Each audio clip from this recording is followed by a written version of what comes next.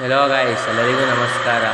ಮನುಷ್ಯನಿಗೆ ಸತ್ಯದ ಅರಿವು ಇದ್ದರೂ ಅದು ತನಗೆ ಉಪಯುಕ್ತವಾಗುವಂತಿದ್ದರೆ ಮಾತ್ರ ಒಪ್ಪುತ್ತಾನೆ, ಇಲ್ಲದಿದ್ದರೆ ತಿರಸ್ಕರಿಸುತ್ತಾನೆ.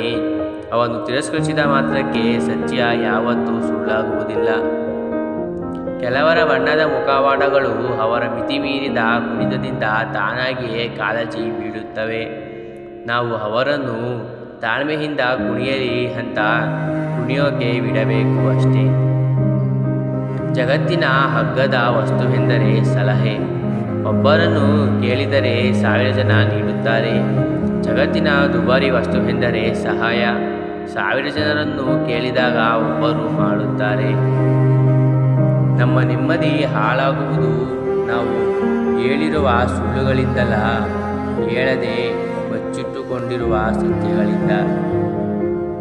ಸತ್ಯವನ್ನು ಹೇಳುವ ಅಭ್ಯಾಸ ಮಾಡಿಕೊಂಡರೆ ಭಗವಂತನಿಗೂ ಹೆದರುವ ಅವಶ್ಯಕತೆ ಇಲ್ಲ. ಸುಳ್ಳನ್ನು ಹೇಳುವ ಅಭ್ಯಾಸ ಮಾಡಿದರೆ ನಮಗೆ ನಾವೇ ಹೆದರಿ ಬದುಕಬೇಕಾಗುತ್ತದೆ. ಯಾವಾಗ ನಿನ್ನ ಅತಿಯಾದ ನಿರೀಕ್ಷೆಗಳು ಅಂತ್ಯವಾಗುತ್ತದೆಯೋ ಅಲ್ಲಿಂದ ನಿನ್ನ ನೆಮ್ಮದಿ ಆರಂಭವಾಗುತ್ತದೆ.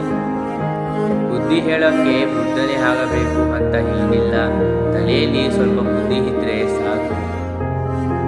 ಇನ್ನೊಬ್ಬರ ಮೇಲೆ ದ್ವೇಷ ಸಾಧಿಸುವ ನಾವು ವಿಷ ಕುಡಿದು ಅವರ ಸಾಯಲಿ ಎಂದು ಕಾಯುತ್ತಾ ಕುಳಿತಂತೆ. ಚಿಂತೆ ಮಾಡಿ ಯಾಕೆ ಕೊರಗಬೇಕು? ಆ ಚಿಂತೆ ಹುಟ್ಟಿಸಿದವರನ್ನು ಮರೆತು ನಾವು ಮುಂದೆ ನಡೆಯಬೇಕು.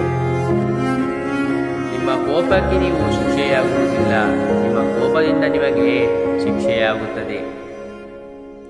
ಜಾತಕ ನೋಡಿ ನಿನ್ನ ಭವಿಷ್ಯ ನಿರ್ಧರಿಸಲು ಯಾವ ಶಕ್ತಿಯಿಂದಲೂ ಸಾಧ್ಯವಿಲ್ಲ.